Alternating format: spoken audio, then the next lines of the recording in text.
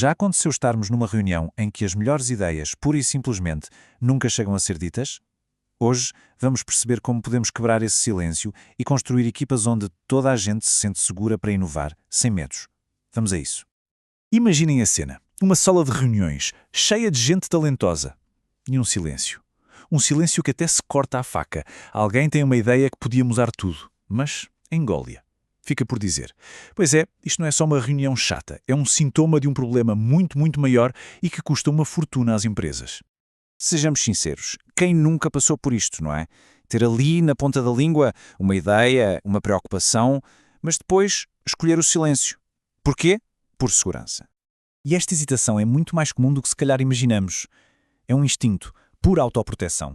É que quando o medo de parecer, incompetente ou de arranjar problemas é maior que a vontade de contribuir, o nosso cérebro faz a escolha mais simples, a mais segura: calar-se. E o impacto disto tudo? Olhem, é gigante. Reparem bem neste número, 75%. É a percentagem de pessoas que se despedem por causa da relação com os seus chefes diretos. Isto não é uma questão de sentimentos. É um problema de liderança com impacto direto e bem real nos resultados. Então, este medo de falar, esta cultura do silêncio, tem um nome técnico. Chama-se falta de segurança psicológica. Mas o que é que isto quer dizer na prática, no dia a dia? De uma forma muito simples, segurança psicológica é ter permissão para ser humano no trabalho. É acreditar que podemos arriscar uma ideia, admitir um erro ou fazer aquela pergunta que parece parva sem medo que o seja usado contra nós. É este o terreno fértil, sabem? Onde as equipas de alta performance realmente florescem. Mas, atenção, há aqui uns mitos que temos de desfazer. Isto não é sobre ser simpático a toda a hora ou fugir de conversas difíceis. Muito pelo contrário.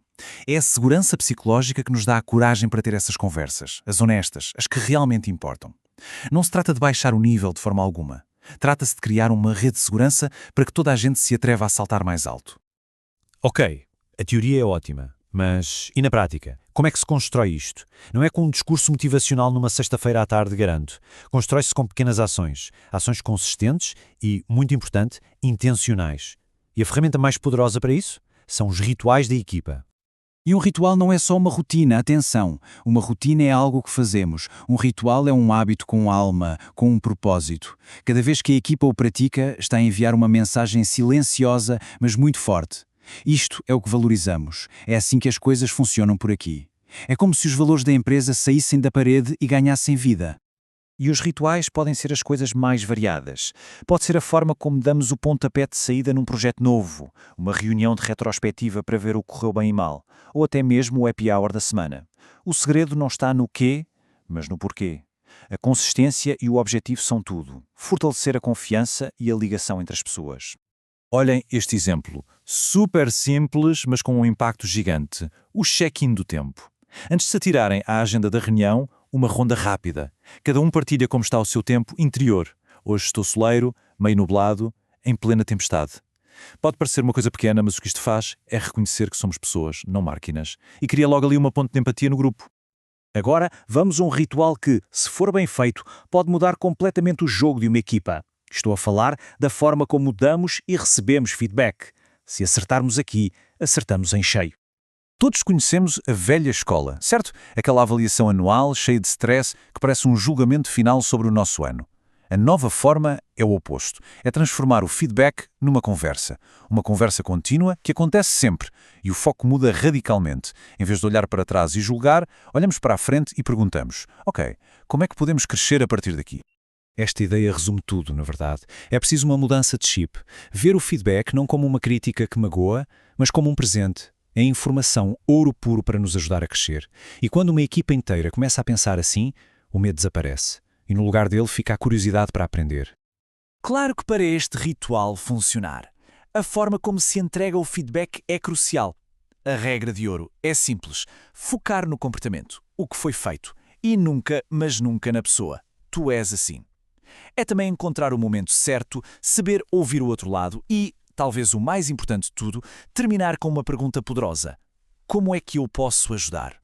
Mas fica a pergunta, como é que estas pequenas coisas, estes rituais, têm um impacto tão profundo? Para perceber isso, vamos usar uma metáfora clássica, mas muito útil, o iceberg da cultura, de Edgar Schein. Vamos ver o que está escondido debaixo d'água. Ok, Então, na ponta do iceberg, o que é que vemos? As coisas óbvias, a decoração do escritório, o dress code, as piadas que só a equipa percebe e, claro, os rituais. É tudo o que está à vista. Um bocadinho mais abaixo, já debaixo d'água, estão os valores declarados. É o que a empresa diz que valoriza. É a missão, a visão, aquelas palavras bonitas que muitas vezes estão em pósteres na parede, sabem? É a cultura aspiracional.